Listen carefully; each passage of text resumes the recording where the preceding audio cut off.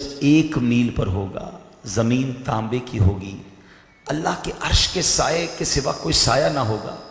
सोचिए उस दिन उस साए की अहमियत कितनी होगी और कितने खुश नसीब होंगे जो उस दिन अल्लाह के अर्श के साए में होंगे। उस गर्मी के मदावा के तौर पर, उस गर्मी के इलाज के तौर पर 2 चीज़ें क़यामत के दिन होंगी। एक अल्लाह के अर्श का साया होगा और एक सुबहान अल्लाह मेरे आका अलैहिस्सलाम अपने हाथों से अपने ग़ुलामों को जामे कौसर अता फरमाएंगे।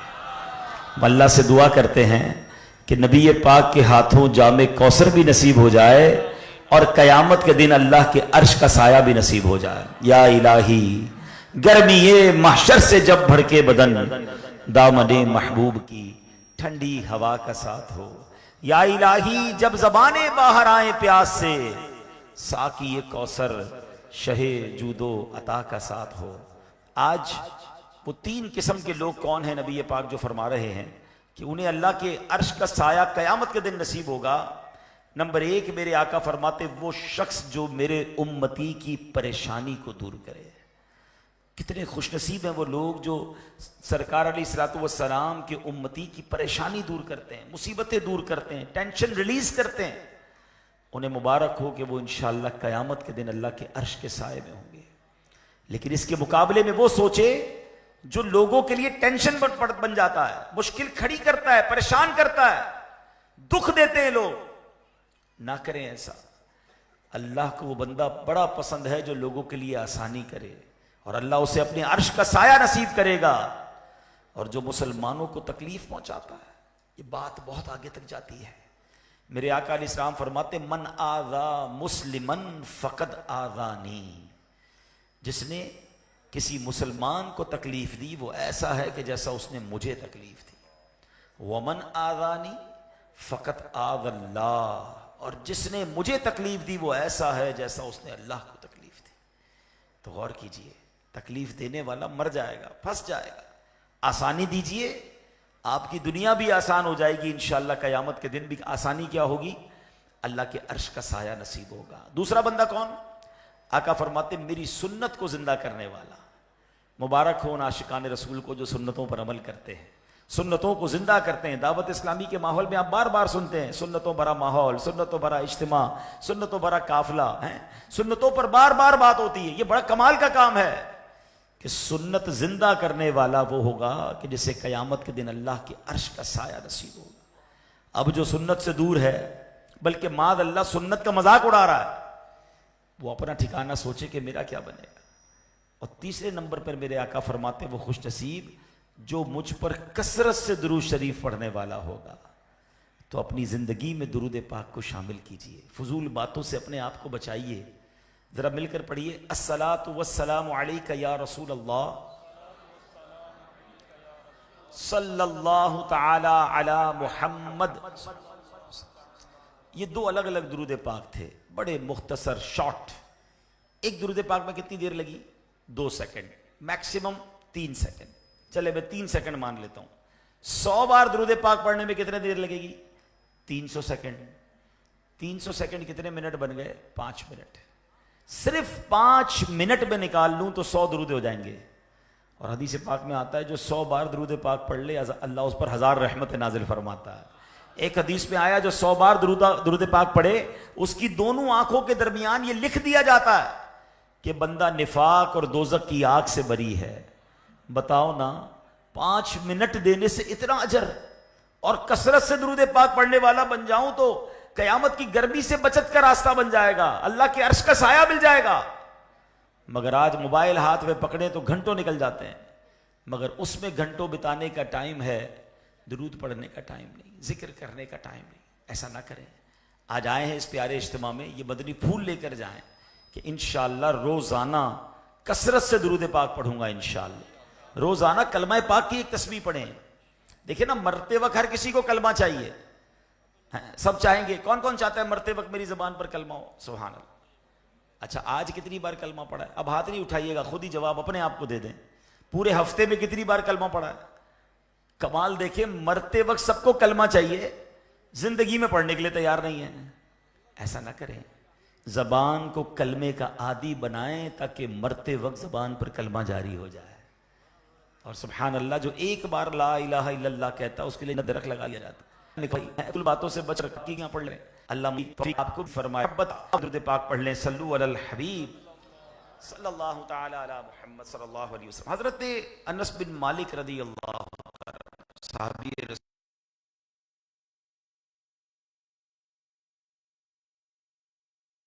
رسول ہیں. ایک مرتبہ نبی پاک علیہ الصلوۃ والسلام کسی راستے سے گزرے تو کہتے ہم بھی ساتھ تھے. راستے میں ایک جگہ ہم نے ایک بہت اونچی عمارت دیکھی تو نبی پاک علیہ الصلوۃ والسلام نے فرمایا یہ کس کی ہے؟ تو صحابہ کرام نے کہا حضور یہ فلاں صحابی نے بنائی ہے. تو پیارے آقا علیہ الصلوۃ والسلام کو یہ بات ناگوار گزری. آپ نے پسند نہیں فرمایا کہ اتنی اونچی عمارت انہوں نے بنائی ہے. یہ بات اس صحابی رسول کو پہنچی کہ پیارے آقا علیہ الصلوۃ والسلام تمہاری ایک بلڈنگ کے قریب سے گزرے تھے اور پوچھا کس نے بنائی. ہم نے آپ کا نام بتایا. نبی پاک کے چہرے پر تاثرات جو تھے نا وہ ناگواری کے تھے. اچھا میرے آقا کو میری عمارت اچھی نہیں لگی. پوری عمارت گرا دی, زمین بوس کر دی, لیول کر دیا. نبی پاک نے یہ نہیں فرمایا کہ ناجائز ہے, یہ نہیں فرمایا گرا دو. بس پتا چلا کہ پیارے آقا کو ناگواری گزری ہے. نبی پاک پھر اس راستے سے گزرے تو وہ عمارت نظر نہیں آئی. تو پیارے آقا نے کچھ دنوں بعد جب وہ دیکھا کہ عمارت نہیں, فرمایا کیا ہوا, وہ عمارت کہاں گئی؟ کہ حضور اس صحابی نے آپ کی ناراضی کے خوف سے وہ عمارت گرا دی تھی, لیول کر دیا زمین کو. تو آقا نے فرمایا سن لو, بے شک ہر عمارت اس کے مالک کے لیے وبال ہے, البتہ جو ضرورتاً بنائی گئی ہو. مشہور مفسر قرآن مفتی حکیم الامت مفتی احمد یار خان نعیمی رحمۃ اللہ تعالی علیہ اس حدیث کے تحت فرماتے ہیں کہ حدیث پاک میں لفظ وبال سے مراد اگر گناہ ہے تو مطلب یہ ہے کہ ہر وہ عمارت جو بلا ضرورت فخر و تکبر کے لیے بنائی گئی یہ عمل ناجائز ہے, اور فخر و تکبر کا ہر کام حرام ہے. اور اگر یہاں لفظ وبال سے مراد آخرت کا بوجھ ہے تو وہ ہر وہ عمارت جو بلا ضرورت بنائی گئی, غرض کے دنیاوی ضرورت مثلا کاروبار وغیرہ کے لیے عمارت بنانا تو مباح ہے, دینی ضرورت یعنی مسجد وغیرہ کے لیے عمارت بنانا یہ تو جائز اور ثواب کا کام ہے, لیکن جو نمائش کے لیے, شو آف کے لیے, فخر کے لیے, پراؤڈ کے لیے بنائی گئی تو وہ وبال ہے. مگر اس واقعے سے ایک بات سیکھنے کو ملی کہ صحابہ کرام علیہم الرضوان نبی پاک سے محبت کیسی کرتے تھے. پیارے آقا نے فرمایا نہیں اس عمارت کو گرا دو, بس چہرے پر ناگواری کے تاثرات آئے تو صحابی نے عمارت گرا دی. اس سے پتہ کیا چلتا ہے کہ سرکار دو عالم علیہ الصلوۃ والسلام کی خوشی پر اپنا سب کچھ قربان. ہم تو نعت کا شعر پڑھتے ہیں نا, کروں تیرے نام پہ جاں فدا, نہ بس ایک جاں دو جہاں فدا, دو جہاں سے بھی نہیں جی بھرا, کروں کیا کروڑوں جہاں نہیں. تو اے میرے پیارے اسلامی بھائیوں, ہمارا سب کچھ ہمارے آقا ہے. اگر وہ راضی تو رب راضی, اگر وہی ناراض ہو گئے تو پھر ہمارا کیا بنے گا. تو صحابہ کرام نے تو یہ پروف کیا کہ جب پتا چلا کہ سرکار دو عالم علیہ الصلوۃ والسلام کو پسند نہیں چاہیے. ایک بار نبی پاک علیہ الصلوۃ والسلام نے ایک صحابی رسول کے ہاتھ میں سونے کی انگوٹھی دیکھی. نبی پاک نے وہ انگوٹھی اتار کر زمین پر پھینک دی. پیارے آقا تشریف لے گئے. کسی نے کہا آپ انگوٹھی تو اٹھا لیں, اٹھا کے کسی عورت کو دے دیجیے گا, آپ کے لیے جائز نہیں ہے, کیونکہ نبی پاک نے فرمایا کہ کوئی یہ پسند کرتا ہے کہ اپنے لیے انگارہ پہنے. مرد کے لیے سونے کے زیورات جائز نہیں تھے, ان کو معلوم نہیں تھا جو صاحب ساتھ کھڑے تھے. مگر جب انہوں نے جواب پتہ کیا دیا کہ اگر میرے آقا نے اس کو زمین پر پھینکا میں نے نہیں اٹھانا, اب یہ میرے کسی کام کی نہیں. نبی پاک جس چیز سے ناراض ہو میرے کسی کام کی نہیں. اللہ اکبر, یہ جذبہ تھا صحابہ کرام کا. لیکن بہت ساری باتیں مجھے اور آپ کو پتا ہے کہ یہ آقا کو پسند ہیں, یہ پسند نہیں ہیں. مگر کیا کبھی ہم نے اپنی زندگی کا کوئی کرائٹیریا بنایا کہ جو سرکار علیہ السلام کو پسند وہ ہماری پسند, اور جس سے وہ ناراض وہ ہم اس سے دور ہو جائیں؟ خدا کی قسم یاد رکھیے گا, اگر سرکار دو عالم علیہ السلام کسی سے ناراض ہو گئے نا تو اس کا بچنا کچھ نہیں ہے. اللہ بھی اسی سے راضی ہوگا جس سے حبیب پاک علیہ السلام راضی ہوں گے. جبھی تو سیدی اعلیٰ حضرت امام اہل سنت نے ایک ہی شعر میں زندگی گزارنے کا فلسفہ سمجھا دیا. آپ نے کیا لکھا؟ انہیں جانا, انہیں مانا, نہ رکھا غیر سے کام. یعنی اگر حضور راضی ہیں تو پھر سب کچھ ٹھیک ہے, اور اگر ان کو چھوڑ کر کسی اور کو راضی کرنے لگ گیا اور اگر وہ ناراض ہو گئے تو بنے گا کیا؟ انہیں جانا, انہیں مانا, نہ رکھا غیر سے کام, للہ الحمد میں دنیا سے مسلمان گیا. تو آج میں چند وہ حدیثیں آپ کے سامنے پیش کرنا چاہتا ہوں جس میں سرکار دو عالم علیہ السلام نے ان حدیثوں میں یہ فرمایا کہ جو یہ عمل کرنے والا ہے اس کا ہم سے کوئی تعلق نہیں. وہ ہم سے دور ہے. یعنی نبی پاک نے اپنے آپ سے دور جسے قرار دے دیا تو بتاؤ وہ عمل کرنے والے کا بنے گا کیا؟ ہمیں پتا ہونا چاہیے کہ وہ کون سے اعمال ہیں. نبی پاک نے کچھ اس طرح کے الفاظ ارشاد فرمائے، لیس منا، وہ ہم میں سے نہیں، یعنی وہ ہمارے طریقے پر نہیں، ہمارے پیاروں میں سے نہیں، ہم اس سے بیزار ہیں. اب بتائیں وہ کتنے بد نصیب لوگ ہیں. حالانکہ اللہ اور اس کے رسول کو راضی کرنا یہ سب سے زیادہ ضروری ہے. قرآن فرماتا ہے واللہ ورسولہ احق ان یرضوہ ان کانوا مؤمنین. آسان ترجمہ قرآن کنز العرفان. حالانکہ اللہ اور اس کا رسول اس بات کے زیادہ حقدار ہیں کہ لوگ اسے راضی کریں اگر وہ ایمان والے ہیں. ٹاپ پریورٹی یہ ہونی چاہیے کہ اللہ راضی ہو جائے، اس کے حبیب راضی ہو جائے. اب غور کرتے جائیں میرے پیارے اسلامی بھائیوں کہ ہمارے ان اعمال میں کہیں ہم بھی تو مبتلا نہیں جن کے بارے میں نبی پاک نے فرمایا اس کا ہم سے کوئی تعلق نہیں، وہ ہم سے دور ہے. پہلی حدیث جو آج میں پیش کر رہا ہوں، آقا فرماتے لیس منا من لم یتغنى بالقرآن، یعنی جو خوش الہانی سے قرآن نہ پڑھے وہ ہم میں سے نہیں. اچھے طریقے سے قرآن پڑھنا ہے، قرآن پڑھنا بھی ہے اور اچھے طریقے سے، مخارج کے ساتھ، تلفظ کے ساتھ، اچھے انداز میں. اور آقا فرماتے جو اس انداز سے قرآن نہ پڑھے وہ ہم میں سے نہیں. ایک بار صحابی رسول حضرت عبداللہ ابن مسعود کہیں سے گزر رہے تھے، دیکھا ایک گانے والا، بڑی اچھی اس کی آواز تھی. یہ جو گلوکار ہوتے ہیں، اللہ کرے کوئی سن رہا ہو مجھے، ہیں جو اپنی آواز میں گانے، غزلیں، پتہ نہیں کیا کیا گا رہے ہوتے ہیں. آواز اچھی ہوتی ہے ان کی، مگر آواز کا غلط استعمال ہے نا. اللہ نے نعمت دی، اس نعمت کو کس کام میں یوز کر رہے ہو؟ حضرت عبداللہ ابن مسعود نے دیکھا ایک گویا، ایک گانے والا بڑی زبردست انداز میں اپنا گانا گا رہا تھا. آپ نے جملہ کہا کاش یہ آواز قرآن پاک کے لیے استعمال ہوتی، قرآن کی تلاوت کے لیے استعمال ہوتی. یہ کہہ کر آپ تو تشریف لے گئے، مگر اللہ اکبر جب اس بندے کو معلوم ہوا کہ حضرت عبداللہ ابن مسعود گزرے تھے، میری آواز سنی گانے کی اور آپ نے یہ جملہ فرمایا، اللہ اکبر، اس شخص نے توبہ کی، حضرت عبداللہ ابن مسعود کی خدمت میں آیا اور پریکٹس کرنے لگا، اور ایک وقت آیا کہ قرآن کا بہترین قاری بن گیا. ایسے کئی گلوکار ہیں جنہوں نے توبہ کی، اب وہی آواز نعت رسول میں استعمال ہو رہی ہے، تلاوت قرآن میں استعمال ہو رہی ہے. اللہ نے آواز اس لیے دی ہے، زبان اس لیے دی ہے کہ اس کا ذکر، اس کے حبیب کا ذکر کیا جائے. یہ آنکھیں کس لیے دی، یہ دل کس لیے دیا؟ وہ پنجابی شاعر لکھتے ہیں نا، دل یاد لئی بنایا ہے تعریف لئی زبان، دل یاد لئی بنایا ہے تعریف لئی زبان، اکھیاں بڑائیاں سونے دے دیدار واسطے، اکھیاں بڑائیاں سونے دے دیدار. اللہ ایسا کرے کہ دل بھی ایسا ہو، آنکھیں بھی ایسی ہوں، زبان بھی ایسی، اس کا استعمال اچھا ہو. تو اب یہاں یہ حدیث تو میں نے بیان کر دی کہ آقا فرماتے وہ ہم میں سے نہیں جو قرآن اچھے انداز سے نہ پڑھے. کیا حدیث؟ لیس منا من لم یتغنى بالقرآن، جو خوش الہانی سے قرآن نہ پڑھے وہ ہم میں سے نہیں. یہ تو معاملہ عجیب ہو گیا، یہاں تو قرآن پڑھتے ہی نہیں ہیں. خوش الہانی کی تو بات کی بات ہے، پورا سال گزر جاتا ہے قرآن کو ہاتھ نہیں لگاتے، بلکہ قرآن پڑھنا ہی نہیں آتا. خوش الہانی تو اپر سٹیج ہے نا، پہلے قرآن تو پڑھ لے، دیکھ کے نہیں پڑھ سکتے. تو اس کا بنے گا کیا کہ اگر نبی پاک نے فرمایا کہ تمہیں قرآن بھی نہیں آتا تھا اور قرآن اچھا پڑھتے نہیں تھے، تمہارا ہم سے کوئی تعلق نہیں، تو ہم کدھر جائیں گے؟ اب آپ کہیں یار اتنی عمر میں قرآن کہاں پڑھیں؟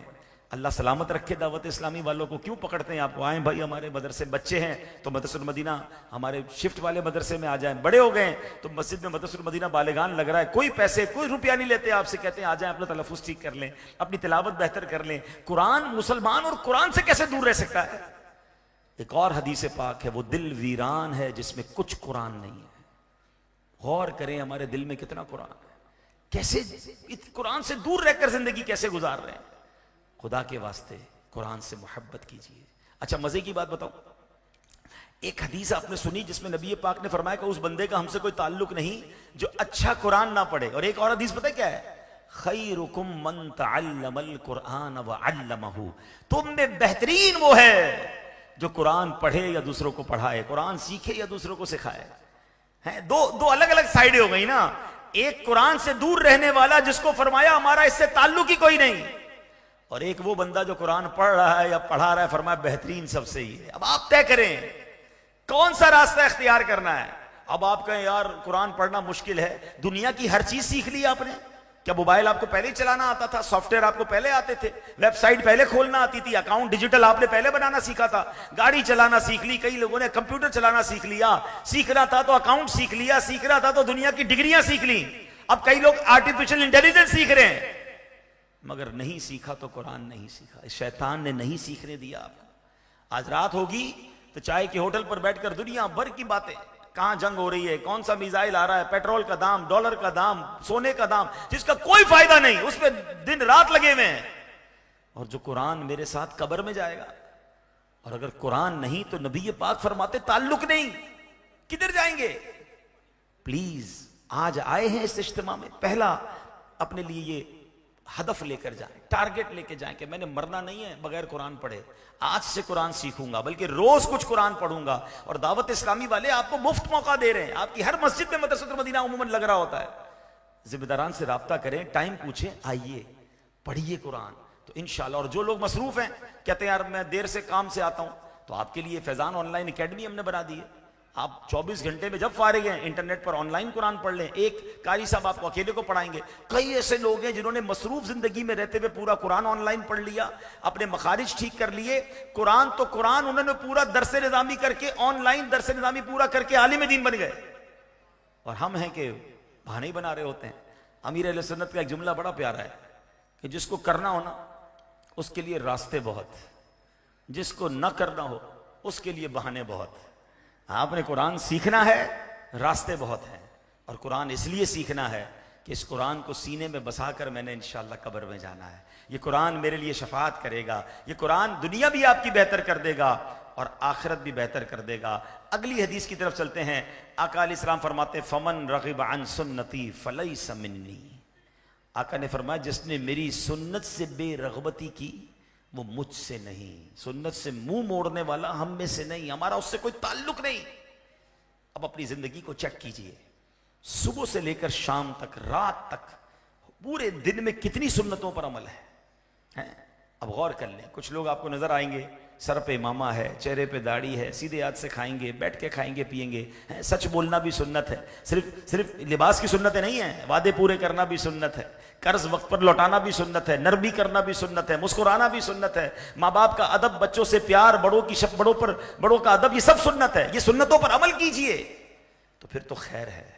لیکن اگر پورا دن، پورا مہینہ ایسے گزر رہا ہے کہ سنتوں سے دور ہے، بلکہ کچھ بدقسمت تو ایسے ہیں کہ اگر کوئی سنت پر عمل کرے تو اس کا مذاق اڑاتے ہیں. سوچیں ان کا بنے گا کیا. فمن رغب عن سنتی فلیس منی. آقا فرماتے تعلق ہی نہیں ہمارا اس سے. جو سنت سے بے رغبتی رکھنے والا، سنت سے دور جانے والا. اور تھوڑی آنکھیں کھلی رکھو. آج کل سوشل میڈیا پہ کچھ لوگ آئے ہیں جنہوں نے آ کر یہ پلاننگ شروع کر دی ہے. کہتے ہیں سنتیں چھوڑ دو، سنت کی کیا ضرورت ہے. رمضان میں آپ نے سنا ہوگا تراویح سنت ہے، پڑھنا کیوں ضروری ہے. مولانا صاحب نے مشکل کر دیا دین. یعنی آہستہ آہستہ امت کے دل میں یہ خیال ڈالا جا رہا ہے کہ جو سنت ہے اسے چھوڑ دو، کرنے کی کوئی ضرورت نہیں، تاکہ لوگ سنت سے دور ہوں گے تو نبی پاک کی محبت سے دور ہو جائیں گے. سنت یاد رکھیے آقا کی محبت کا اور جنت میں جانے کا راستہ ہے. آقا فرماتے ومن احب سنتی فقط احبنی. جس نے میری سنت سے محبت کی وہ ایسا ہے جیسا اس نے مجھ سے محبت کی. اور پھر آگے کیا فرمایا، انعام سنو، ومن احبنی کان معی فی الجنہ. جس نے مجھ سے محبت کی وہ جنت میں میرے ساتھ ہوگا. دوبارہ دو راستے آ گئے. ابھی آپ نے قرآن کے دو راستے سنے تھے کہ ایک جگہ فرمایا جو قرآن اچھے طریقے سے نہ پڑھے ہمارا کوئی تعلق نہیں. دوسری جگہ کیا فرمایا، اچھا قرآن، جو قرآن سیکھتا ہے سکھاتا ہے سب سے بہترین وہ ہے. اب دو راستے پھر آ گئے آپ کے سامنے. ایک راستہ کیا ہے، سنت سے منہ موڑے وہ ہم سے نہیں. اور ایک جگہ فرمایا جو سنت پر عمل کرے وہ ایسا ہے کہ جنت میں میرے ساتھ ہوگا. دو راستے ہیں. کورنگی میں رہ کر لانڈی جانے کا راستہ الگ ہے، صدر جانے کا راستہ الگ ہے. صدر کے روڈ پر جا کر کہوں دعا کرو لانڈی پہنچ جاؤں تو نہیں پہنچو گے. جنت میں جانے والے راستے پر چلو گے تو جنت میں جاؤ گے نا. سنت کے راستے پر عمل کرو گے تو نبی پاک کے ساتھ جنت میں جانا ہے. سنتیں روز چھوڑی جا رہے ہیں اور سنت پر عمل کرنے والے کا مذاق بھی اڑا رہے ہیں. تو پھر کیسے نبی پاک کے ساتھ جنت ملے گی؟ تو اے میرے پیارے اسلامی بھائی، اگین دوبارہ دعوت اسلامی کے ماحول کی قدر کیجئے، سنتوں بھرا ماحول. جتنی دعوت اسلامی کے ماحول میں سنتوں پر بات ہوتی ہے شاید اور کہیں نہیں ہوتی. کچھ لوگ اس پر چڑھتے بھی ہیں کہ ہر چیز میں سنت کی بات کرتے ہیں، ہر چیز میں سنت. بھائی مومن آقا کا امتی نبی پاک کے طریقے کی بات نہ کرے تو کس کی بات کرے گا؟ کوئی کسی انگریز کا فالوور، کوئی کسی فٹ بال کا فالوور، کوئی کسی کرکٹر کے پیچھے دیوانہ، کوئی اداکار کی ادائیں ادا کر رہا ہے. میں گدا ہوں اپنے کریم کا، میرا دین پا رہے نہ نہیں. ارے امتی سرکار کی ادا پر ادا نہیں کرے گا تو کس کی ادا کرے گا؟ تو سنتوں کو تھامنا ہے. تیسری سنت، تیسری جو ہے وہ حدیث کی طرف چلتے ہیں. سرکار دو عالم علیہ السلام فرماتے ہیں من غش فلیس منا، جس نے ہمارے ساتھ دھوکہ کیا، دھوکہ کرنے والا ہم میں سے نہیں. اب یہ دھوکہ کتنا عام ہو گیا ہے، تھوڑے پیسوں کے لیے دھوکہ دیا جاتا ہے، جھوٹ بولا جاتا ہے کہ کئی اس میں قسمیں. کوئی ناپ تول میں کیسا لگتا ہے کہ ہر بندہ اپنے حساب سے دھوکہ دے رہا ہے. ریڑی والا ناپ تول میں دھوکہ دے رہا ہے، فروٹ خریدو تو چپکے سے 2 سڑے ہوئے فروٹ ڈال دے گا. یعنی ایسا لگتا ہے جس کو جہاں موقع مل رہا ہے وہ ڈنڈی مار رہا ہے، جس کو جہاں موقع مل رہا ہے وہ حرام کما رہا ہے. یہ سوچ نہیں رہا کہ میں اللہ کی بارگاہ میں کیا جواب دوں گا. ایک ریڑی والے کو کسی نے صبح صبح روتے ہوئے دیکھا. بس بھائی کیوں رو رہے ہو؟ کہا بھائی یہ 2 پیٹی فروٹ کی روز سبزی منڈی سے لاتا ہوں اور روز بیچ کر اپنے بچوں کی روزی لے کے جاتا ہوں. آج صبح سبزی منڈی گیا، فروٹ کی یہ 2 پیٹیاں لایا، مگر جیسے ہی پیٹیاں کھولی ہیں تو اوپر تو فروٹ اچھا ہے، نیچے سارا سڑا ہوا ہے. اب میں اس کو کیسے بیچوں گا اور آج اپنے گھر والوں کو اور بچوں کے لیے کیا لے کر جاؤں گا؟ اب آپ سوچیں کہ جس نے اس غریب آدمی کے ساتھ دھوکہ کیا وہ اللہ کو کیا جواب دے گا؟ تھوڑے پیسے کے لیے کوئی ملاوٹ کر رہا ہے، کوئی جھوٹ بول رہا ہے، میڈ ان فلاں کہہ کے میڈ ان فلاں بیچ دیتا ہے، غلط مال اچھا کر کے بیچ دیتے ہیں. کپڑا ناکارا ہوتا ہے، کہتے ہیں بہت اچھا ہے. سیلز مین تو اچھا ہی وہ لگتا ہے جو کسی گاہک کو چونا لگا دے. اس کو مرنا نہیں ہے اس سیلز مین کو کہ ایک نوکری کے لیے اپنے سیٹھ کو راضی کرنے کے لیے اللہ کو ناراض کر رہا ہے اور وہ پیسے کما رہا ہے جو مر جائیں گے. دوائیوں میں ملاوٹ نہ کریں ایسا. دھوکہ، آقا فرماتے ہیں دھوکہ دینے والا ہم میں سے نہیں. اب تو موبائل اپلیکیشنز ایسی آ گئی ہیں جس کے ذریعے دھوکہ دیا جاتا ہے. اللہ اکبر. کچھ لوگ آتے ہیں دکھ بھری داستان سناتے ہیں، میرے ساتھ یہ ہو گیا، میرا یہ واقعہ ہو گیا. بندہ اس کی مدد کرتا ہے، تھوڑے دنوں بعد پتہ چلتا ہے وہ بھی جھوٹ بول رہا تھا. دھوکہ دے کر بھیک مانگتے ہیں، دھوکہ دے کر مدد مانگتے ہیں، دھوکہ لے کر قرض مانگتے ہیں.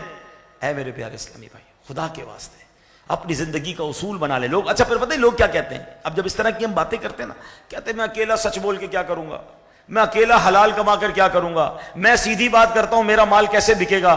جھوٹ بولے بغیر مارکیٹ میں کاروبار ہی نہیں ہوتا ہے، ساری مارکیٹ جھوٹ بولتی ہے تو میں اپنا کاروبار کیسے چلاؤں گا. یہاں 2 سوال ہیں میرے. جو بندہ یہ کہتا ہے کہ سارے ہی جھوٹے، ساری مارکیٹ ملاوٹ کر رہی، میں سچ بولوں گا تو میرا کام کیسے چلے گا، میرا اس سے سوال یہ ہے کہ پھر تمہارا ایمان کہاں گیا؟ ایمان کیا ہے؟ رزق دینے والا کون ہے؟ سب مل کر جواب دیں گے. رازق کون ہے؟ یعنی میں یہ کہنا چاہ رہا ہوں معاذ اللہ کہ جب تک جھوٹ نہیں بولوں گا رازق رزق نہیں دے گا. یہ بے وقوفی ہے. ارے تم ایک بار حرام چھوڑو تو صحیح، وہ اور عطا فرمائے گا، وہ غیب کے خزانوں سے عطا فرمائے گا. بلکہ ہم نے خود دیکھا ہے، یہ بیٹھے پرانے لوگ، ان سے پوچھیں، مارکیٹ میں ایک دکاندار بعض اوقات ہوتا ہے جو مہنگا سودا بیچتا ہے مگر سچا ہوتا ہے. ساری مارکیٹ چھوڑ کر لوگ گاہک اس سے مہنگا سودا خریدتے ہیں کہ باقی لوگ سستا تو دے رہے ہیں مگر ملاوٹ ہے، جھوٹ ہے. یہ سچی بات کرتا ہے، 2 پیسے زیادہ لیتا ہے، لوگ پوری مارکیٹ چھوڑ کر اس سے خریدتے ہیں. ایسا آج بھی نہیں ہے. سچ کا بول بالا ہے، بس بندے کا ایمان ہل جاتا ہے اور وہ جناب جھوٹ اور ملاوٹ کی طرف اور شارٹ کٹ کی طرف جاتا ہے. یہ شارٹ کٹ نہیں ہے، جو آپ کے نصیب میں ہے وہ آپ کو مل کر رہے گا. وہ حلال سے بھی ملے گا مگر حلال والا برکت والا ہوگا، خیر والا ہوگا، عافیت والا ہوگا. حرام والے پیسے تو آ جائیں گے مگر سکون چلا جائے گا، پریشانی بڑھ جائے گی. تو اے میرے پیارے اسلامی بھائیوں، کسی صورت کسی کو دھوکہ نہیں دینا. اور جو لوگ یہ بات کرتے ہیں نا کہ سبھی تو غلط کرتے ہیں، میرے اکیلے کرنے سے کیا ہوگا، تو ان کو میں ایک جواب دیتا ہوں کہ قبر میں پوری مارکیٹ کے ساتھ جانا ہے یا اکیلے جانا ہے. قبر میں آپ کی پتہ ہے کس سے ملاقات ہے؟ ہاں، سرکار دو عالم علیہ السلام سے آپ کی 1 to 1 ملاقات ہونی ہے، کوئی اور نہیں ہوگا. کم از کم یہ تو جواب دے سکوں گا کہ یا رسول اللہ آپ کا فرمان سنا تھا دھوکہ مت دینا، میں نے دھوکہ نہیں دیا. لوگ دے رہے تھے حضور، میں نے نہیں دیا. لوگ جھوٹ بولتے تھے، میں جھوٹ نہیں بولتا تھا. حضور میں اپنے وقت کی 5 نمازیں پڑھ کے آیا ہوں. یہ دماغ سے نکال دے کہ باقی لوگ سدھر نہیں رہے، میرے سدھرنے سے کیا ہوگا؟ ارے کوئی نہ سدھرے، میں اکیلا قبر میں جاؤں گا اور میرے حضور کی بارگاہ میں نے حاضری دینی ہے، مجھے وہاں سرخروئی چاہیے، میرے آقا راضی ہو گئے تو رب راضی ہو جائے گا، جنت میرا ٹھکانہ ہو جائے گی۔ یہ کیوں کہتے وہ نہیں کرتا وہ نہیں کرتا، سب غلط کرتے ہیں؟ نہیں، مجھے اپنا جواب دینا ہے۔ اور ایک بات یاد رکھیے، فرد سے معاشرہ بنتا ہے، میں بہتر ہو جاؤں، ہم سب بہتر ہو جائیں تو سب بہتر ہو جائے گا، ہم کہتے سب بہتر ہو پھر میں بہتر ہوں گا، یہ فارمولہ ہی غلط ہے۔ اپنے سے سٹارٹ لیجئے، اپنی ذات سے بہتری شروع کیجئے، کوئی کرے نہ کرے انشاءاللہ ہم اس کو کرتے چلے جائیں گے۔ تو آپ نے سن لیا کہ لالچ اور دھوکہ یہ بربادی لاتا ہے۔ ایک واقعہ کتابوں میں لکھا کہ ایک مرتبہ ایک شخص کو کہیں سے بہت سارا سونا مل گیا، وہ تو کہا میں تو امیر ہو گیا، اتنا سارا سونا۔ اب وہ سونا سنبھال کر جناب چھپا چھپا کر سفر کر رہا تھا۔ اب راستے میں اس کو دو شخص مل گئے، کہا یہ کیا چھپا کے جا رہے ہو؟ میں نہیں بتاؤں گا۔ اس کو پکڑ کے مارا، جب کھولا تو گولڈ نکلا ہے۔ کہا اب تو یہاں اس بندے کے پاس ہے، ہم چھین لیتے ہیں، اس کو مار دیتے ہیں۔ تو اس نے کہا دیکھو مجھے مارو گے قتل کا بھی گناہ ہوگا، پولیس بھی پکڑ لے گی، یہ سونا ہم تینوں ہی بانٹ لیتے ہیں، کیوں مارتے ہو مجھے؟ آئیڈیا تو صحیح ہے، 50-50 کی جگہ 30-33 مل جائے گا، لیکن بندے کو مارنا بھی نہیں پڑے گا۔ جب آپس میں 33% سونا کم بانٹ لیا، اب بھوک لگی تو کہا ایسا کرو تینوں میں سے ایک بندہ جاؤ کھانا لے کر آؤ۔ ایک بندے کو پیسے دے کے کھانا لینے بھیجا، جو کھانا لینے گیا اس کے اوپر پھر لالچ سوار ہوئی کہ یار میں اگر کھانے میں زہر ملا دوں تو یہ دونوں کھا کر مر جائیں گے، میں اکیلا سونا لے جاؤں گا سارا۔ وہ ادھر یہ پلاننگ کر رہا ہے، لالچ دھوکا، ادھر یہ دونوں کہتے ہیں یار یہ کھانا لینے گیا نا، جیسے کھانا لے کر آئے گا اس کو مار دیں گے تو یہ مر جائے گا، ہم دونوں 50-50 بانٹ لیں گے۔ ادھر انہوں نے یہ پلاننگ کی، اس نے کھانے میں زہر ملا دیا، جیسے ہی وہ واپس آیا ان دونوں نے اس کو پکڑ کے مار دیا، اور جب اس کو مار دیا تو کہا اب ہو گیا اپنا آدھا آدھا بھائی، ٹھیک ہے اب چلو کھانا کھاتے ہیں۔ کھانا کھایا تو وہ دونوں بھی زہر سے مر گئے۔ تھوڑے عرصے بعد کوئی وہاں سے گزرا، سونا بھی پڑا ہے اور 3 لاشیں بھی پڑی ہیں۔ یہ لالچ کا انجام ہے، یہ دنیا ہے، یہ دھوکے کا انجام ہے۔ کسی کا آپ بگاڑ کر اپنا اچھا نہیں کر سکتے، یہ ہمیشہ یاد رکھیں۔ بلکہ سچی بات یہ ہے سارا شہر مل کر کسی کا بگاڑنا چاہے تو نہیں بگاڑ سکتا۔ اللہ حفاظت کرنے والا ہو، کوئی کسی کو نیچا نہیں دکھا سکتا، اللہ بچانے والا ہے۔ نیگیٹو نہ سوچیں، آپ لوگوں کا اچھا سوچیں، دوسروں کا بھلا سوچیں، آپ کا بھی بھلا ہو جائے گا۔ تو بہرحال دھوکہ دینے والا آقا فرماتے ہیں وہ ہم میں سے نہیں، بلکہ ایک حدیث پاک میں ہے 3 شخص جنت میں داخل نہیں ہوں گے، ان میں سے ایک دھوکے باز بھی ہے۔ اگر ہم میں سے کوئی ایسا ہے جو ایسے پلان کرتا ہے، دھوکے دیتا ہے، جھوٹ بولتا ہے، بےایمانی کرتا ہے، توبہ کر لے، دنیا تو برباد ہونی ہے، آخرت بھی برباد ہو جائے گی۔ ایک اور حدیث پاک جس میں نبی پاک نے فرمایا جو اس کا ہم سے تعلق نہیں، میرے آقا فرماتے لیس منا من تشبہ بالرجال من النساء ولا من تشبہ بالنساء من الرجال۔ میرے آقا فرماتے جو عورت مردوں کی اور جو مرد عورتوں کی مشابہت کرے، ریزمبلنس اختیار کرے، وہ ہم میں سے نہیں۔ یعنی آج حالات ایسے ہی ہو گئے نا، مرد بڑے بڑے بال رکھ رہے ہیں، مرد کان میں زیورات، ناک میں زیورات، عجیب عجیب حلیے بنائے ہوئے مردوں نے، کپڑے ایسے پہنیں گے لگے گا نہیں مرد جا رہا ہے عورت جا رہی، چمکیلے بھڑکیلے، اللہ اکبر۔ اور عورتیں ایسا لباس کہ جو مردانہ لباس ہے، عورتوں کا لباس ایسا ان کو مزہ آ رہا ہے آج مرد بننے میں، چھوٹے بال، مرد کے لباس پہن کر بے پردہ۔ خدا کے واسطے یہ نہ کریں۔ اللہ نے مرد کو مرد کا حسن دیا، عورت کو عورت کا انداز دیا۔ ہم عورت مرد میں گھس رہی ہے، مرد عورت کے اندر جناب معاملات کر رہے ہیں اپنے، تو یہ نہ کریں۔ جو مرد کے لیے حرام ہے اس سے مرد بچیں۔ مرد کا حسن داڑھی میں ہے، عورت بغیر داڑھی والی ہوتی ہے۔ ہاں عورت کو حکم ہے کہ داڑھی نکل رہا ہے تو کاٹ دو، لیکن مرد کاٹ رہا ہے داڑھی۔ مرد بنا ہوا ہے عورت بننے کے لیے، کبھی بالیاں پہن رہا ہے، کبھی پتہ نہیں کڑے پہن رہے ہیں، انگوٹھیاں پہن رہے ہیں۔ بھائی مرد کو زیورات کی اجازت نہیں ہے سوائے ایک انگوٹھی، وہ بھی تفصیل ہے اس کی کہ ایک اس میں چاندی، اس میں ایک جو ہے وہ نگینہ ہو، 4.5 ماشا سے کم چاندی ہو، وہ ایک تفصیل ہے۔ مگر آج کل تو جتنی انگلیاں اس سے زیادہ انگوٹھیاں، ایک گلے میں پتہ نہیں کتنی مالائیں، بریسلیٹس، یہ عورتوں کے کام ہیں۔ تو خدا کے واسطے اب غور کر لیں، نبی پاک نے کیا فرمایا کہ مردانہ وضع رکھنے والی، مردانہ تشبہ رکھنے والی عورتیں اور وہ مرد جو عورتوں کا انداز اختیار کرتے ہیں وہ ہم میں سے نہیں۔ 3 قسم کے شخص جنت سے محروم رہیں گے۔ ایک حدیث پاک میں ہے کہ 3 شخص کبھی جنت میں داخل نہیں ہوں گے۔ نمبر 1 دیوس، نمبر 2 مردانی عورتیں جو مردوں والا اسٹائل اختیار کرتی ہیں نا، مردوں والے لباس، مردوں والے انداز۔ نمبر 3 شراب کا عادی، الکوہلک۔ یہ 3 قسم کے لوگ جنت میں داخل نہیں ہوں گے۔ تو خدا کے واسطے اگر میرا یہ بیان میری بہنیں سن رہی ہیں یا بعد میں سنیں تو پلیز مردانہ وضاقتہ نہیں، اللہ نے آپ کو عورت بنایا، عورت کے انداز میں رہیں، با پردہ رہیں، با حیا رہیں، تو انشاءاللہ اس کی برکتیں ملیں گی۔ اب چلتے ہیں ایک اور حدیث۔ آقا فرماتے ہیں فمن ضیع حق جارہ فلیس منا، جو اپنے پڑوسی کا حق ضائع کرے وہ ہم میں سے نہیں۔ آج کل پڑوسیوں سے اتنا پرابلم ہے، اتنے پڑوسی پریشان ہیں۔ ہمارے اسلاف وہ تھے کہ جن کے غیر مسلم پڑوسی ان کی اخلاق کی وجہ سے مسلمان ہو جاتے تھے، اور آج ہمارا مسلمان پڑوسی ہم سے پریشان ہے۔ غور کیجئے، اگر میرے اور آپ کے پڑوس میں کوئی غیر مسلم رہنے آ جائے تو کیا ہمارے اخلاق کی وجہ سے وہ مسلمان ہو جائے گا؟ ہم نے تو ناک میں دم کیا ہوا ہوتا ہے بعض اوقات پڑوسی کا۔ نہ کریں ایسا، ہماری مغفرت کے لیے ضروری ہے ہمارا پڑوسی ہم سے راضی ہو جائے۔ ہمارے اسلاف کیسے تھے؟ بایزید بستامی رحمۃ اللہ تعالی کے بارے میں آتا ہے، آپ کے برابر پڑوس میں غیر مسلم رہتا تھا۔ ایک رات اس کا بچے کے رونے کی آواز آئی۔ آپ نے اپنی زوجہ سے کہا کہ یہ بچہ کیوں رو رہا ہے؟ تو زوجہ کہتی حضور وہ بچہ جو ہے وہ اس لیے رو رہا ہے کہ اندھیرا ہے گھر میں، چراغ نہیں ہے۔ اب تو لائٹیں ہوتی، پہلے چراغ ہوتے تھے، اور باپ سفر پر گیا ہوا، گھر میں کوئی چراغ روشن کرنے والا نہیں ہے۔ تو حضرت بایزید بستامی نے اپنے گھر سے تیل بھروا کر چراغ اس کے گھر بھجوا دیا، بچہ سکون سے سو گیا۔ اگلی رات پھر ایسا کیا، 3 راتوں تک آپ کرتے رہے۔ 3 رات بعد اس کا شوہر آ گیا، غیر مسلم جو باپ تھا وہ آ گیا، اور اس کی بیوی نے بتایا کہ 3 راتوں سے بچہ سکون سے سو رہا ہے، کیونکہ برابر میں جو بایزید بستامی مسلمانوں کے بڑے پیشوا رہتے ہیں نا، اپنے گھر سے چراغ تیل بھر کر بھجواتے رہے۔ پڑوسی پتہ کیا کہتا ہے؟ بایزید کے چراغ کی روشنی تو گھر آ گئی ہے، چلو چل کے اسلام کی روشنی بھی گھر لے آتے ہیں۔ کلمہ پڑھ کر مسلمان ہو گئے۔ آج ہمارے گھر کے شور کی وجہ سے پڑوسی نہیں سو رہا ہوتا۔ کسی کے گھر میں شادی ہو جائے، لگتا ہے اس نے نیت کی ہوتی ہے کہ پورے محلے کو ایک ہفتہ نہیں سونے دینا، پورا مہینہ نہیں سونے دینا۔ ہمارے گھر میں شادی ہے بھائی، آپ کیسے سو سکتے ہیں؟ کمال ہے یار، آپ کسی کے آرام کو برباد کر دیں گے۔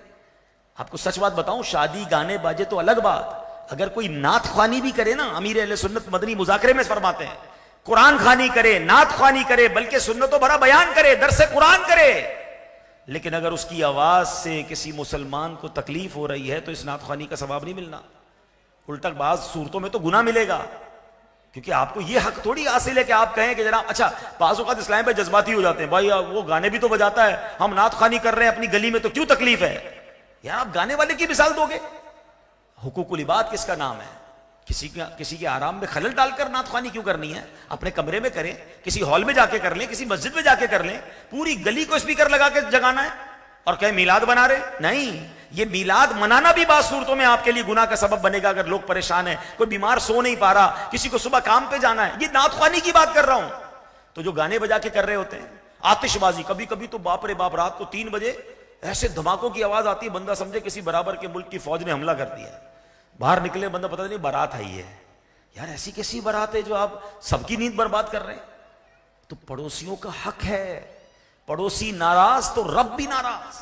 خدا کے واسطے پڑوسیوں کا حق پہچانیے اور اس پر عمل کیجئے۔ حدیث پاک میں نبی پاک علیہ السلام کی بارگاہ میں عرض کیا گیا، یا رسول اللہ ایک عورت ہے رات بھر عبادت کرتی ہے، دن میں روزہ رکھتی ہے، بڑی نیک ہے، صدقہ خیرات بھی کرتی ہے، مگر حضور اپنی زبان سے پڑوسیوں کو تکلیف پہنچاتی ہے۔ نبی پاک علیہ السلام نے فرمایا لا خیر فیہا، اس میں کوئی بھلائی نہیں، ہیا من اہل النار، وہ جہنمیوں میں سے ہے۔ نماز بھی، روزے بھی، صدقے بھی، مگر زبان سے پڑوسی ناراض، آقا فرماتے ہیں وہ جہنم میں ہے۔ پھر ایک اور عورت کے بارے میں بتایا گیا کہ حضور فلاں عورت فرض نمازیں پڑھتی ہے، نفل نمازیں نہیں پڑھتی، صدقہ پنیر کا کرتی ہے اور کسی کو تکلیف نہیں پہنچاتی۔ پیارے آقا نے فرمایا ہی من اہل الجنہ، وہ جنتی عورتوں میں سے ہے۔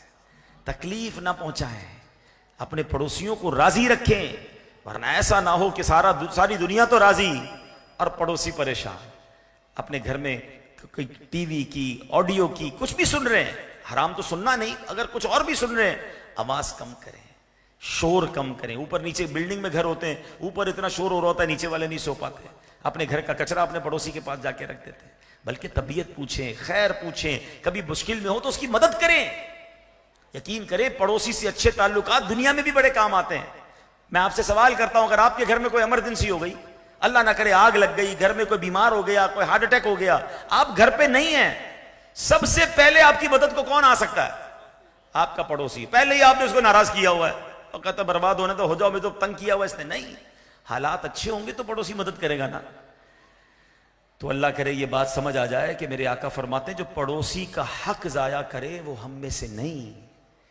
امیر المومنین حضرت ام سلمہ رضی اللہ تعالیٰ عنہ فرماتی ہے کہ ہمسائے کی بکری ہمارے گھر میں داخل ہو گئی اور اس نے روٹی منہ میں اٹھا لی. چنانچہ میں بکری کی طرف گئی اور بکری کے جبڑے سے اپنی روٹی کھینچ لی. تو نبی پاک نے مجھے ایسا کرتے ہوئے دیکھا اور فرمایا اے ام سلمہ بکری کو تکلیف دینا تجھے امان نہ دے گا، کیونکہ یہ بھی ہمسائے کو تکلیف دینے سے کم نہیں ہے. ہمسائے کی بکری تھی نا، روٹی لے لی ہے ٹھیک ہے، لیکن کس قدر ہم تو اللہ اکبر، کوئی بچہ پڑوسی کا آ کے ہمارے گھر کے آگے کوئی گندگی کر کے چلا جائے، ہم تو اس بچے کو بھی نہیں چھوڑتے، پڑوسی کو بھی نہیں چھوڑتے. ہو گئی غلطی، معاف کریں. چھوٹی چھوٹی باتوں پہ لڑائی جھگڑے نہ کریں، پیار سے رہیں، معاف کریں، درگزر کریں. تو اللہ کرے کہ یہ بات سمجھ آ جائے کہ پڑوسی کتنا اہم ہے ہمارے لیے اور ہماری بخشش کے لیے. اور اگر ہم سب اپنے اپنے پڑوسیوں کا خیال رکھنے والے بن جائیں تو سوچیں ہمارا محلہ کتنا پیارا ہو جائے گا. ہمارے آس پاس کے گھر پہ رہنے والے آپس میں کس محبت و پیار سے رہیں گے. ہمارے اسلاف تو کیسے پڑوسیوں پر مہربان ہوتے تھے، بلکہ ایثار کرتے تھے. ایک صحابی رسول کے بارے میں آتا ہے، ان کے گھر میں سری بھجوائی گئی. عرب کے لوگ جو نا بکرے کا جو سر ہوتا ہے وہ جس کو بیچتے ہیں بڑی عزت سے بیچتے ہیں، بڑا پسندیدہ کھانا ہے وہ. تو ایک صحابی رسول کے پاس وہ آئی، انہوں نے کہا ضرورت تو ہے مجھے، مگر میرے پڑوسی کو مجھ سے زیادہ ضرورت ہے. وہ سری انہوں نے اس کو بھجوا دی. اور دوسرے پڑوسی کو جب ملی تو انہوں نے کہا ماشاءاللہ بہت اچھا تحفہ بھیجا، لیکن مجھ سے زیادہ میرے پڑوسی کو ضرورت ہے. انہوں نے آگے بھجوا دی. روایتوں میں آتا ہے 7 گھروں سے گھوم کر وہ پہلے گھر میں دوبارہ آ گئی. یعنی ہر بندہ یہ چاہتا تھا کہ یہ اچھا کھانا میرا پڑوسی کھا لے. اور آج کیا حال ہے کہ پڑوسی کے گھر میں کوئی کھانا جا رہا ہوتا تو نظریں ہوتی ادھر کیوں جا رہا ہے بھائی، ہمارے پاس کیوں نہیں آ رہا. ایسا نہ کریں، اپنے پڑوسی کا خیال رکھیں. اور ایک اور بات بتاؤں کہ جن کو اللہ نے نوازا ہے نا اور پڑوسی غریب ہے تو اول تو جو منگوائیں ان کے لیے بھی منگوا لیں.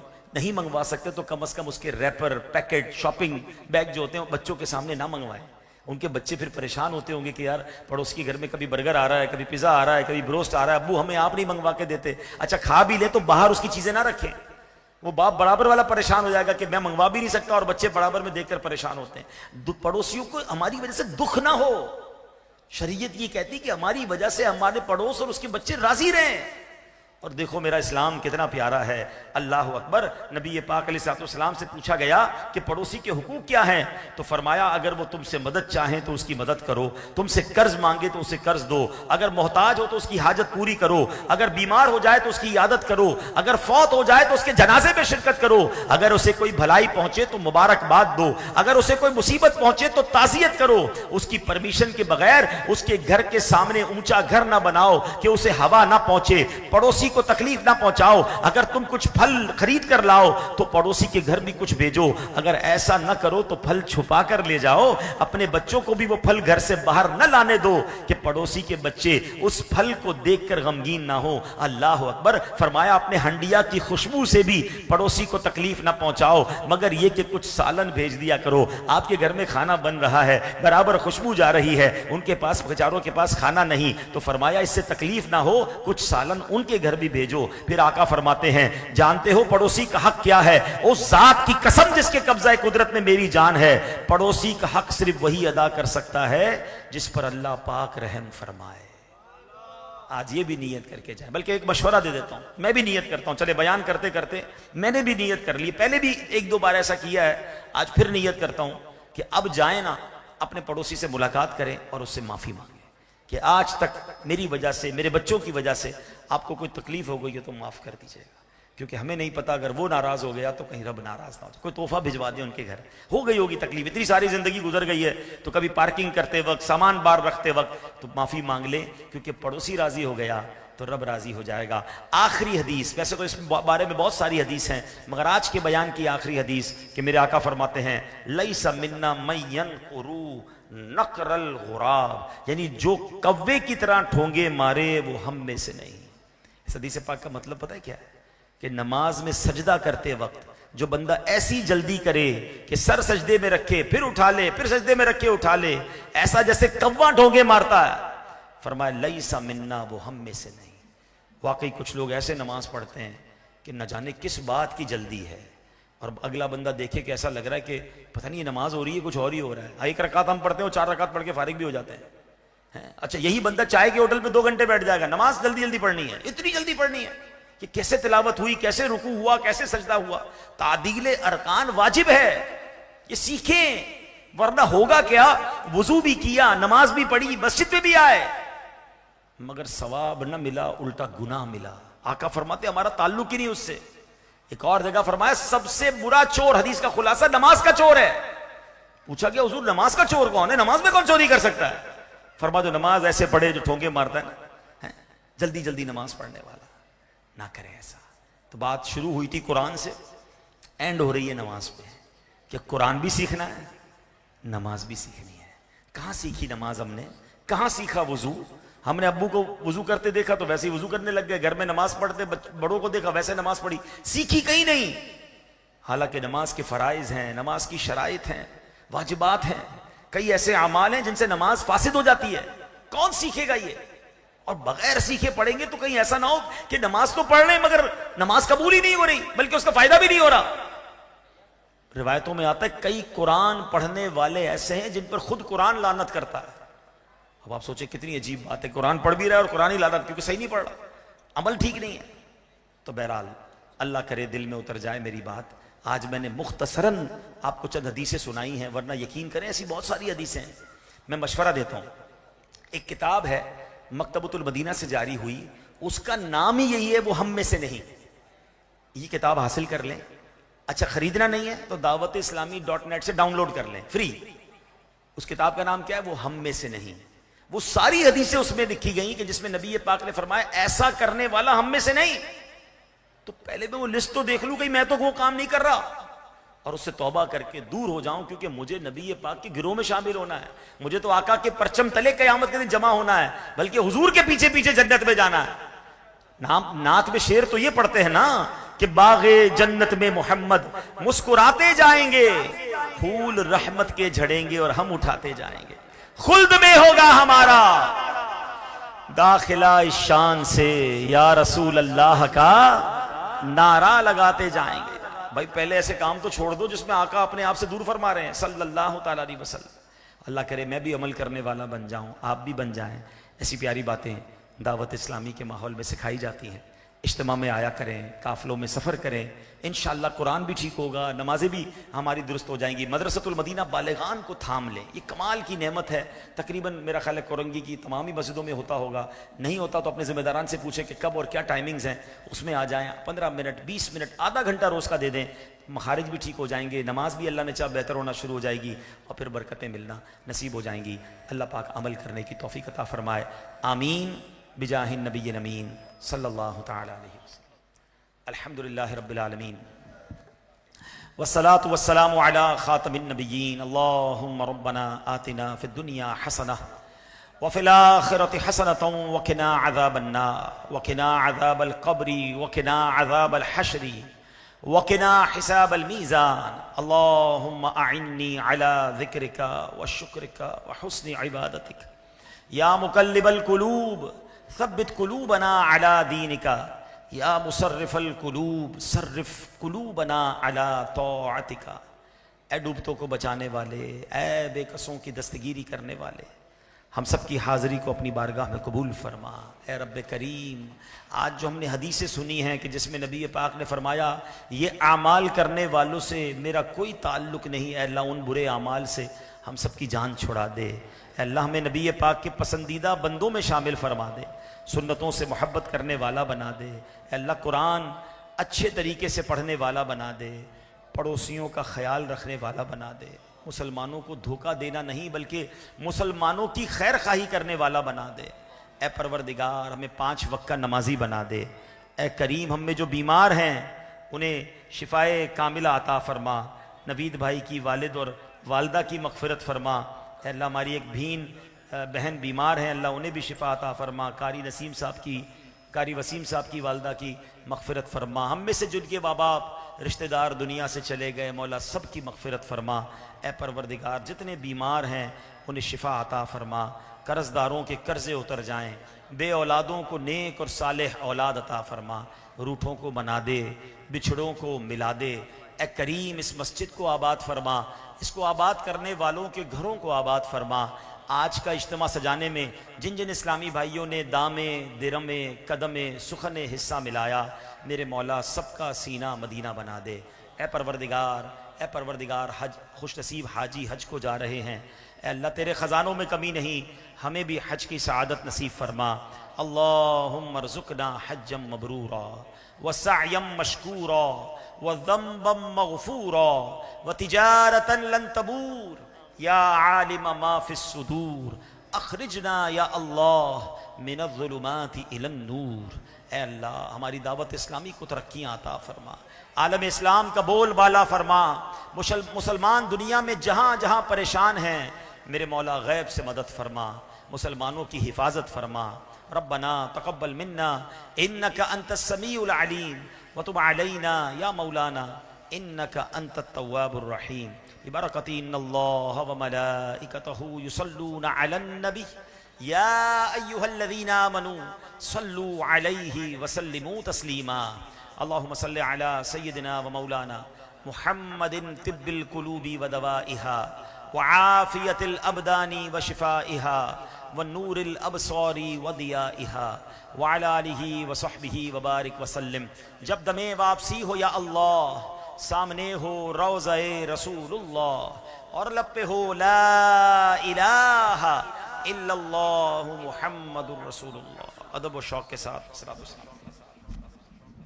صلاۃ و سلام کے لیے کھڑے ہو جائیں۔ مصطفیٰ جان رحمت پہ لاکھوں سلام، شمع بز میں ہدایت پہ لاکھوں سلام جی، سوہانی گھڑی چمکا طیبہ کا چاند جی، سوہانی گھڑی چمکا طیبہ کا